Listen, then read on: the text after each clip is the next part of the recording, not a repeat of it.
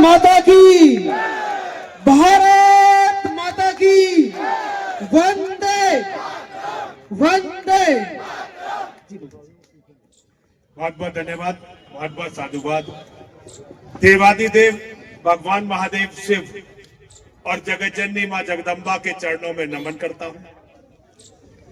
आज हमारा परिवार,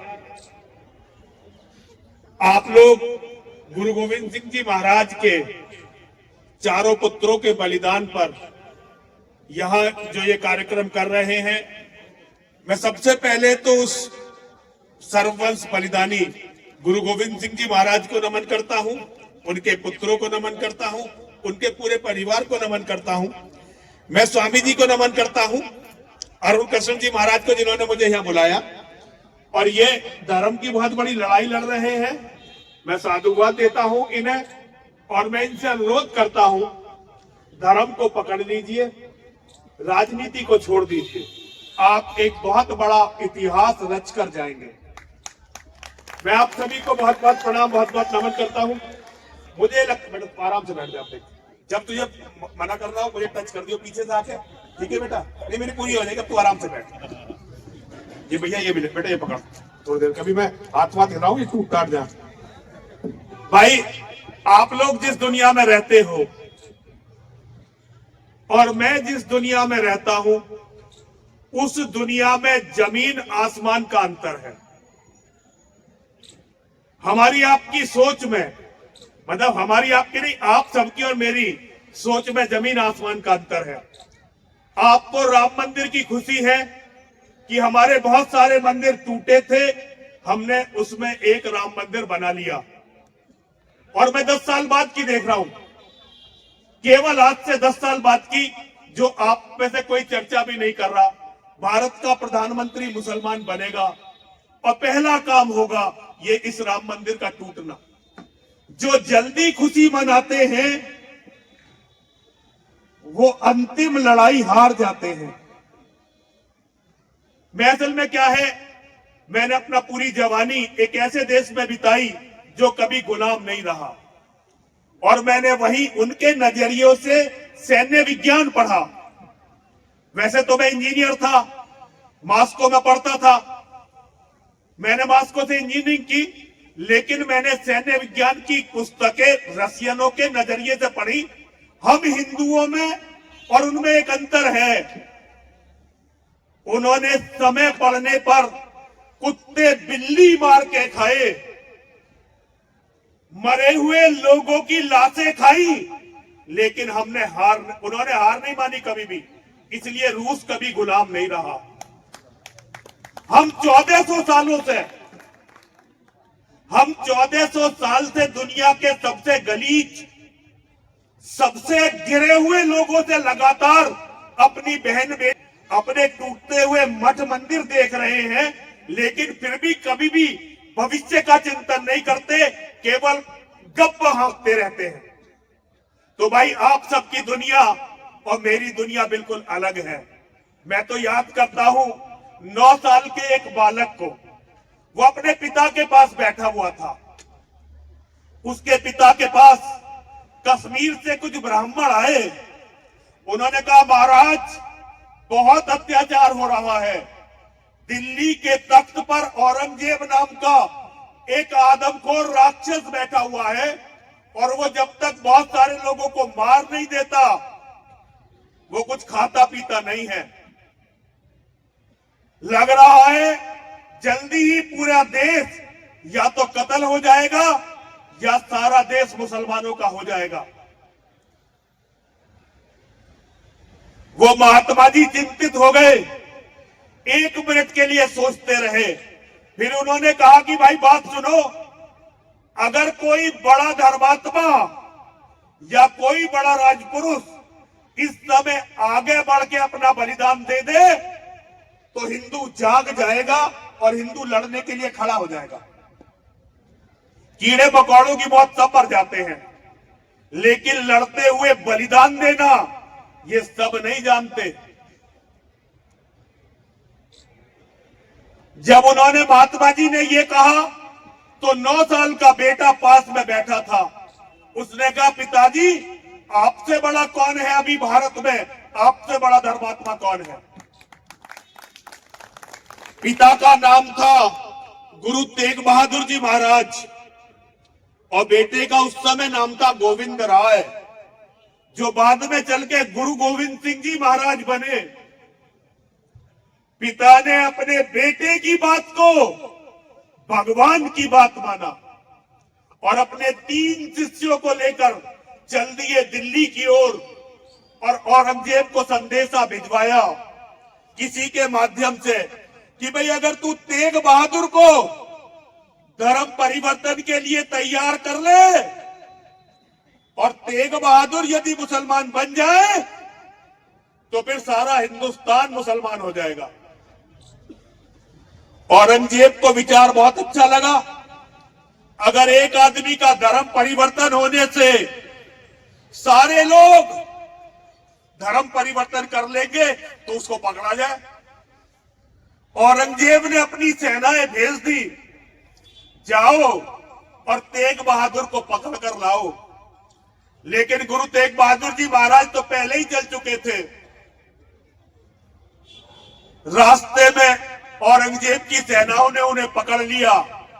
उनके साथ 3 उनके शिष्य थे, भाई मतीदास, भाई सतीदास और भाई दयाला। ये तीनों भाई थे। सतीदास जी और मतीदास जी सगे भाई थे, भाई दयाला चाचा के बेटे थे। केवल 3 आदमियों के साथ गुरु तेग बहादुर जी महाराज को ले जाया गया औरंगजेब के सामने। औरंगजेब ने कहा कि महाराज धर्म बदलो वरना कत्ल कर दूंगा। गुरुजी ने कहा, अच्छा एक काम करो, ये मेरे 3 शिष्य हैं, पहले इनमें से किसी एक को तैयार कर दो। अगर तुमने किसी एक को भी तैयार कर दिया तो मैं भी अपना धर्म बदल दूंगा। तो पहला नंबर आया भाई मतीदास जी का। बहुत बूढ़े थे, सारे बाल सफेद थे। भाई मतीदास जी से कहा गया धर्म बदलो। उन्होंने कहा धर्म बदला नहीं जाता। तो औरंगजेब ने उन्हें चिरवा दिया बीच से, यहां से आरे से लगवाकर उनके हाथ कीलों से गड़वा दिए, पट्टों में, लकड़ी के पट्टों में कीले गड़वाकर दोनों हाथ दोनों पैर जड़ दिए ताकि वो हिले डुले ना। और यहां से चीरना शुरू किया, उन्हें चीर दिया, लेकिन उन्होंने धर्म नहीं बदला।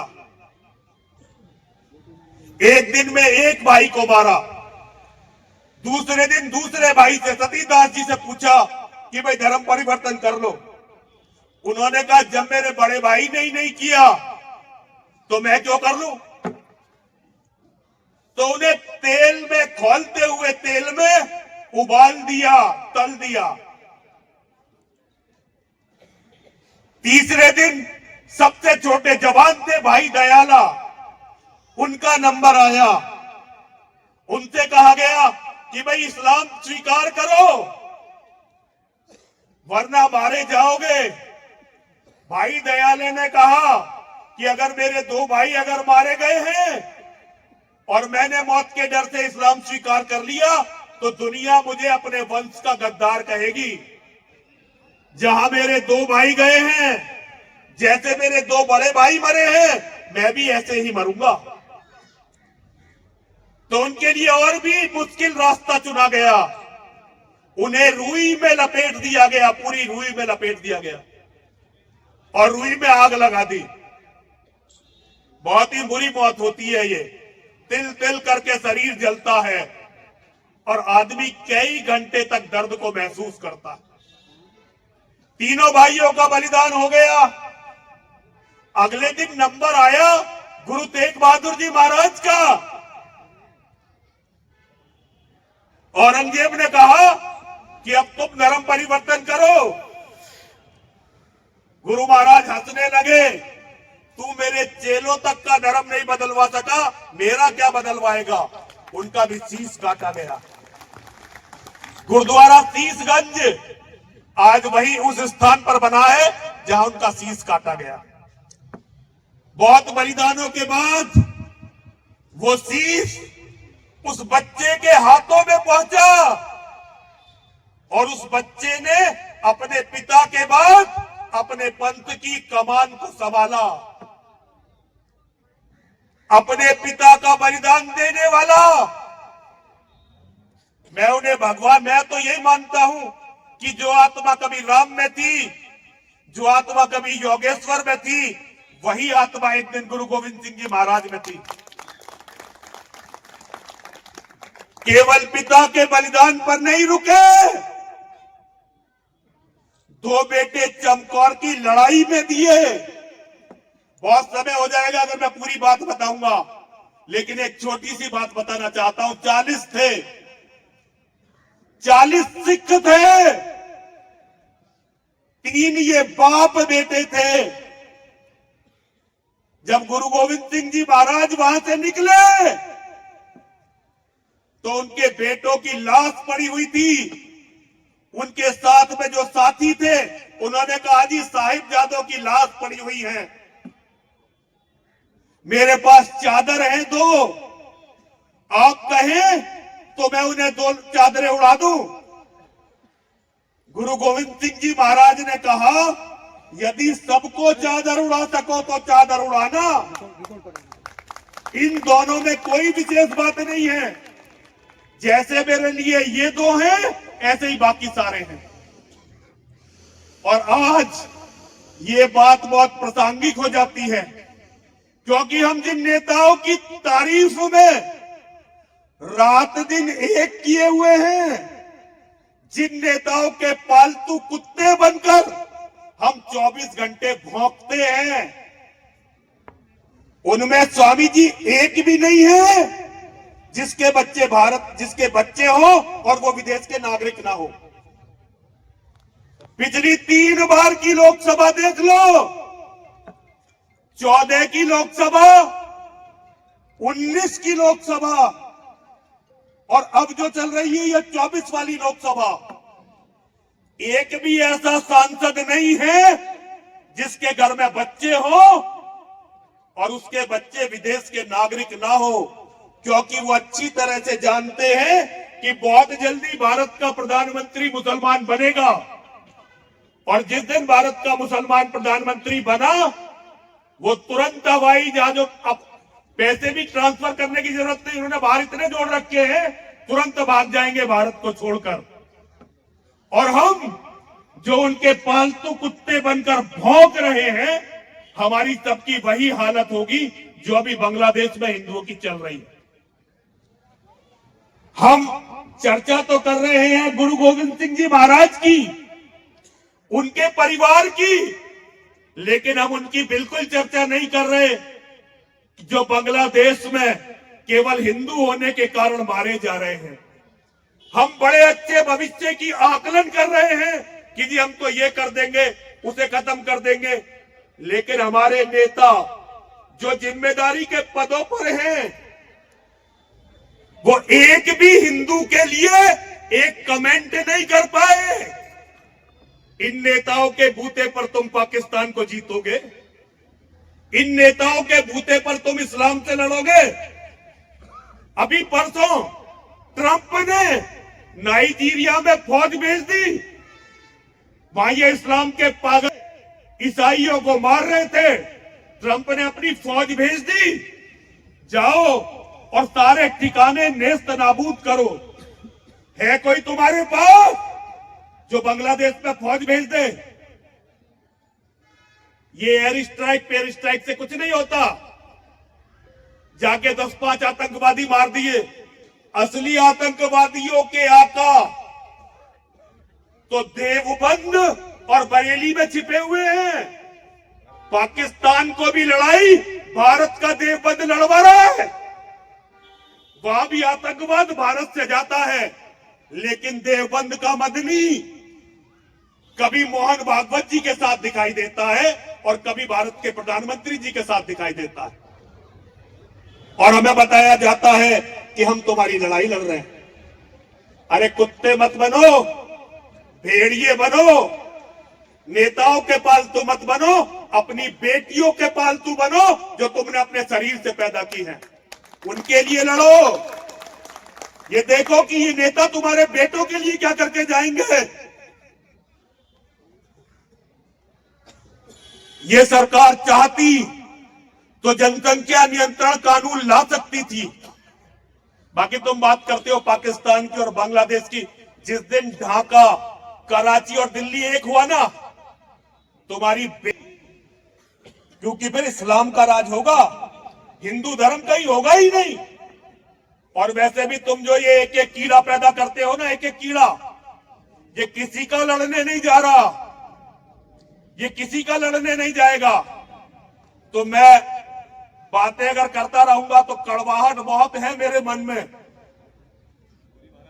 नहीं छोड़िए स्वामी जी, फिर बहुत सारे लोग चिढ़ जाएंगे। वैसे मुझे कोई बुलाता तो है नहीं, आज आपने बुला दिया तो मैं ये नहीं चाहता कि आपको भी बाद में लोग गाली दें, लेकिन मैं आपसे सत्य बताना चाहता हूं। सबसे बड़ा धर्म है अपने परिवार की रक्षा करना, अपने परिवार की नारियों की रक्षा करना। और अगर इन नेताओं के भरोसे रहे तो तुम अपने परिवार नहीं बचा पाओगे। एक छोटा सा काम, अभी भाटी जी कह रहे थे, ये बड़ा अच्छा लग रहा है। जो सरकार है आपकी, उससे जरा ये निवेदन कर दो कि हर हिंदू को कम से कम हथियार तो दे दे, लाइसेंस तो दे दे। मैं यूपी का रहने वाला हूं, मैं उत्तर प्रदेश का रहने वाला हूं। पूरा जीवन मैंने सनातन धर्म के लिए लड़ते हुए दिया, गूगल करके देख लो।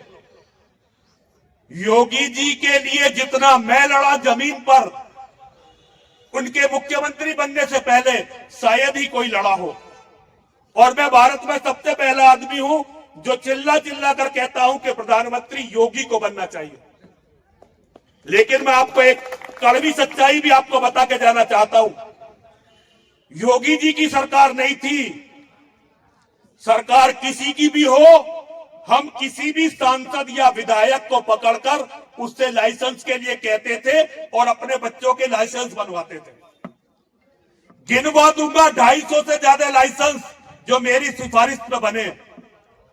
और योगी जी की सरकार आ गई। अब भाई, एक लाइसेंस किसी विधायक, किसी सांसद ने हमारे कहने से नहीं बनवाया, एक नहीं बना। मैं तो योगी जी से और मोदी जी से हर जगह कहता हूं, दिन बहुत बुरे आएंगे हिंदू के लिए, और बचाने के लिए तुम नहीं होगे। जब बांग्लादेश की तरह हजारों मुसलमान हमारे घरों के सामने होंगे, तब केवल घर में बेटे ये काम आने वाले हैं। कुछ बाकी तो तुम जो पैल बांध रहे हो, जो तूफान तुमने लाके खड़े कर दिए, वो तो भाई तुम जानो। लेकिन मेरा उनसे ये कहना है कि अपने शासन काल में हर हिंदू के लिए कम से कम उसके घर में, और तुमसे कहना है फालतू की ड्रामेबाजी में मत पड़ो। बच्चे पैदा कर लो, बच्चे पैदा कर लो, बच्चे पैदा कर लो। ये जो तुम एक एक कीड़ा पैदा करके खुश होते हो ना, ये धर्म विरुद्ध है। मेरा वेद कहता है, एक बेटे के होने से तो बेटे का ना होना अच्छा है। और भाई सुनो, मैं साधु बनने से पहले पारिवारिक आदमी था, काम करने वाला इंजीनियर था। साधु तो मैं धर्म से लड़ने के लिए बना, तो पारिवारिक आदमी हूं। परिवार की बात मैं बताऊंगा। परिवार की बात तो मैं वो नहीं बताएंगे जो परिवारों को छोड़ के चले गए और परिवारों को देखा नहीं। अपने परिवारों को बचाओ, बड़ी बड़ी बात के चक्कर में मत पड़ो। तुमसे लड़ने पाकिस्तान का सिपाही नहीं आएगा। तुम्हारे घर के पास जो ये कीड़े मकोड़े अपनी आबादी बढ़ा रहे हैं, तुम्हारी बहन बेटियों को यही नोच लेंगे। इनसे बचने की तरकीबें सोचो। इनसे अगले 10 साल में, क्योंकि राज अब तुम्हारे पास ज्यादा दिन का नहीं रहा। राज ज्यादा से ज्यादा 29 और बहुत खींच दिया तो 34 में तो प्रधानमंत्री मुसलमान बनेगा ही बनेगा। अभी तो फौज तुम्हारी, पुलिस तुम्हारी, तब तुम्हारी बहन बेटियों की इतनी दुर्गति है। जब फौज उनके हाथ में होगी, पुलिस उनके हाथ में होगी, तब क्या करोगे? आदमी और जानवर में केवल एक ही अंतर होता है, जानवर केवल आज के लिए जीता है और जो जिंदा आदमी होता है वो अपनी आने वाली पीढ़ियों तक की सोचता है। और हम जानवर की तरह धन तो एकत्रित कर रहे हैं, लेकिन अपनी आने वाली पीढ़ियों को मजबूत नहीं कर रहे हैं। मजबूत कोई भी चीजों से नहीं होता, मजबूत वो होता है जिसका परिवार मजबूत होता है। परिवारों को मजबूत करो और उन्हें धर्म की पर मिटने के लिए सर्ववंश बलिदानी गुरु गोविंद सिंह जी महाराज की तरह तैयार करो और सत्य उन्हें बताओ। मेरा बस इतना ही कहना है, जो जीवित लोग यहां पर हैं जरा मेरे साथ बोलेंगे, बोलिए विजय मिले या वीर गति। दम नहीं है, चलो कोई बात नहीं, मैं तो बोलता ही हूं। विजय मिले या वीर गति, सब महादेव के नाम, जीते जी रण छोड़ के जाना, वीरों का नहीं काम। विजय मिले या वीर गति, सब महादेव के नाम, जीते जी रण छोड़ के जाना, वीरों का नहीं काम। विजय मिले या वीर गति, सब महादेव के नाम, जीते जी रण छोड़ के जाना, वीरों का नहीं काम। हर हर